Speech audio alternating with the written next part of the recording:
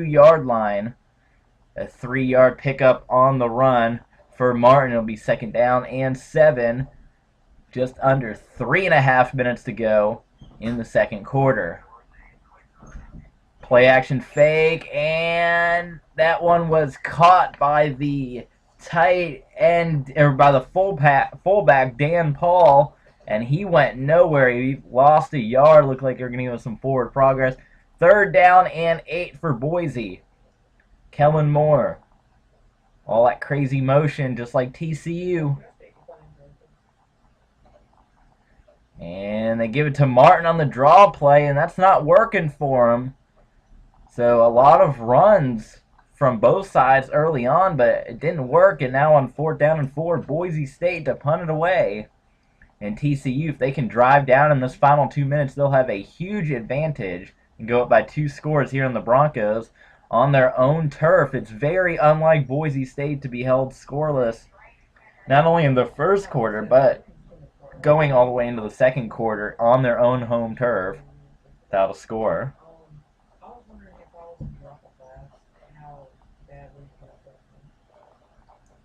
Ed Wesley on the run, 8-yard pickup. And right now George Iloku's the safety is having to come up and make these tackles. That's how good the TCU offensive line is doing, holding off the Boise State defensive line. 2nd down and 2, just getting to the 2-minute mark here in this game. Paul Hall gives it to Ed Wesley again, and Wesley picks up the 1st down for TCU. It'll be 1st down and 10 for the Horned Frogs as they are moving freely down the field on Boise State football. Is at the 35-yard line, 2 minutes and 5 seconds to go. Paul Hall is under center. Collins snaps at the line, down the field, and that one is batted down by the Broncos. It is taken down by number 5, Jamar Taylor, the cornerback from San Diego, California.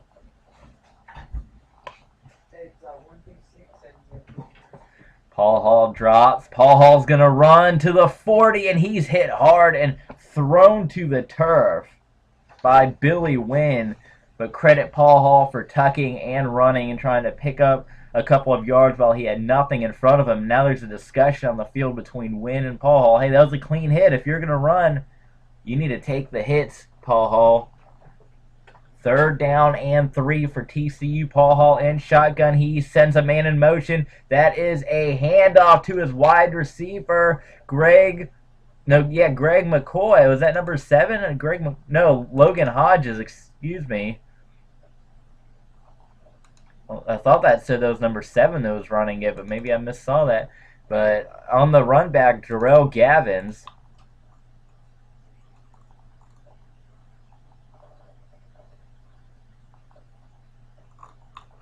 Can Boise State put points on the board? They have a minute. They have 5 wide receivers, and they have Kellen Moore, the Heisman candidate. That is completed to Nate Potter for a 1st down. And here comes the no huddle. Boise State, Chris Peterson, they're frustrated at the lack of offensive production right now, and they are wanting to roll. He had a wide open man, and he underthrew him, incomplete. Very un-Kellen Moore-like. A minute 16, still plenty of time for this Boise State offense. Kellen Moore is in shotgun, a low snap. He's rolling out, goes deep down the field, and that's batted down out of the hands of Geraldo Boldevine. That looked like it was knocked away on TCU by Johnny Fobbs, the safety from Fort Worth. 3rd down and 10 for Boise. Here comes Moore. Going deep, has an open man, and again, that one is knocked away. Incomplete. And the Broncos go 3 and out, not 3 and out, they go 4 and out. They have the 1 1st down, but they're going to have to punt it away again. TCU has a minute. Do they go for the jugular? Do they go for more points? I'd go for the jug. Or do they play it safe? Fucking God. I just got told I can't drop my English class. Why? Because you messed my completion rate up. Oh, Paul Hall going down the field. knocked away. A lot of the quarterbacks, they've been going deep, but they've been knocking them away as the defense. 2nd down and 10. It's Ed Wesley on the handoff on the little end-around sweep. They're going to be brought down. 3rd down and 9. Two evenly matched teams. Ed Wesley on the run. He gets tackled, and Boise's going to use their last timeout to get the ball back with 43 seconds. Another punt. Just punts back and forth, back and forth. This is almost like the Fiesta Bowl matchup from a couple years ago, where it's just defense and a couple of punts back and forth, and players are putting it up, and defensive players knocking long passes away. It'll be 1st down and 10. Here comes Kellen Moore. He's got the time, and that is batted around, incomplete. To bring up 2nd down and 10, but right now downs don't really mean anything. You got to look at the clock. There's 29 seconds to go, and Boise State either needs to get down the field and get into field goal range, or they could go for a touchdown, and that's going to be Tyler Shoemaker to the house. Touchdown, Boise State, but we have a flag on the field. The points aren't being put up yet. Pass interference, who's that against? It's against TCU, so they're going to decline it, and it's going to be a touchdown for Boise State. Tyler Shoemaker goes the distance, and we are all tied up at Bronco Stadium with 21 seconds to go. A 76-yard pass and catch to put the Boise State Broncos on the scoreboard. It never takes Boise State this deep into the 4th quarter to score, but they are finally on the board, and now the pressure is once again against TCU to answer. 21 seconds to go. You have 3 timeouts, or do you play to get into the half with the game essentially knotted back up 0-0? Let's see what Gary Patterson has in mind. Oh, there's my phone I just dropped. Pardon me. 16 seconds. Paul Hall isn't shotgun, so maybe take a couple of shots. Well, nope. They're going to give it to Ed. Well, look at this opening, though. If you're Boise State, you can't fall asleep. TCU is going to call a timeout. They give it to Wesley, and they let him pick up 8 yards. And now Paul Hall with 5 wide receivers. He is incomplete. That one was knocked away by George Iloka, the senior. 7 seconds to go. 4 wide receivers. Paul Hall. That one is caught down to the 41-yard line, and TCU will use its final timeout. I don't know who caught that. Couldn't get a number on him. One last heave to the end zone for the Horned Frogs. A high snap. Paul Hall gets it. Paul Hall heaves it towards the orange. Knocked away, incomplete, a whole lot of contact. The referees keeping the flags in the pocket. And as we go into the half, this halftime show brought to you by Kit Kat Crisp Wafers. It's Boise State 7, the 5th-ranked team in the nation, Boise State 7, and number 26, TCU, also has 7. Fans, we'll be back after your halftime show. Welcome back, ladies and gentlemen. We hope you joined the halftime report. We are back at Bronco Stadium for a Mountain West Conference BCS playoffs preview game, a game of the week that the fans seem to enjoy from the... Well, let's take a look at Game Tracks before we get into that. Game Tracks, if you ask me, definitely about the defense, and that's what we're showing here is the defensive play. Nobody's been able to really break through or get anything huge, but they've had a couple of moments here or there. But anyway, BCS playoffs. Game of the week. As long as people want to keep seeing them, we're going to pick a game of the week every week to do right here on Facebook and YouTube in the regular season leading up to the BCS playoffs. Now, you're getting one game every week here in the BCS playoffs as Boldevine brings down the 7-yard grab.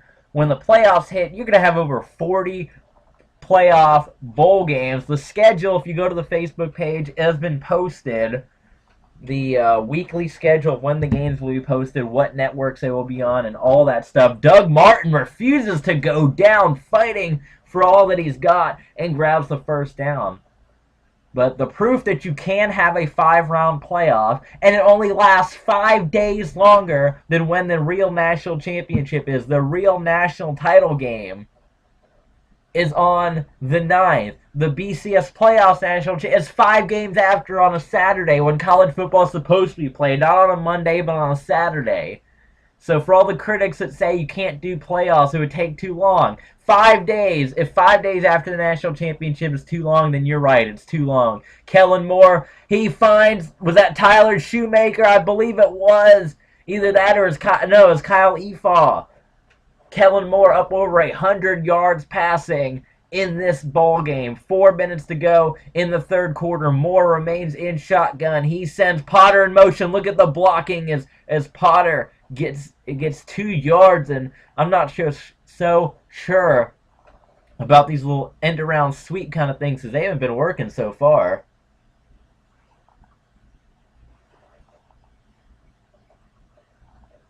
Kellen goes down the field, and that's going to be intercepted. We're going the other way. That's his second INT of the football game. And actually, pardon me, I just realized something. As Kellen throws his second interception of the game. Let me go ahead and I just realized that this was up, so let me go ahead and whoa. Sorry, I know, sorry, unprofessional. But anyway, Kellen Moore throwing his second interception of the football game. Man, oh man. So let's see, can TCU take advantage? Kellen Moore, the last time he threw 2 interceptions at home, that was against Nevada a couple of weeks ago here on the Blue. And right now, Boise State in for a dogfight with the number 26 team of the nation. Paul Hall. Paul Hall is intercepted by George Iloka. Iloka's come up with a lot of big tackles in the game. Comes up with an interception to swing momentum back towards Boise State. George Iloka with the pick. You can head to the BCS Facebook page and check out where TCU and Boise State are projected to play in the upcoming playoffs. But right now, Kellen Moore and the Broncos, they have got to take advantage of the gift. TCU couldn't take advantage of their gift. Can the Broncos take advantage of the gift that George Iloka gave them? There's a handoff to Doug Martin, and he's tackled at the line. Doesn't gain anything. Moore throws it, and it's going to be intercepted. Interception number 3 from Kellen Moore. What in the world is going on?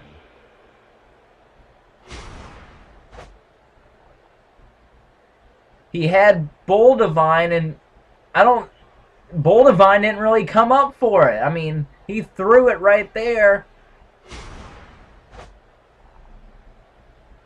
Yeah, Boise State fans, that's exactly what they are thinking. Hands on your face. Kellen Moore was in the 2008 season or his sophomore season. He threw 3 interceptions all year. Thrown 3 in this game. That's 50 yards rushing for Wesley.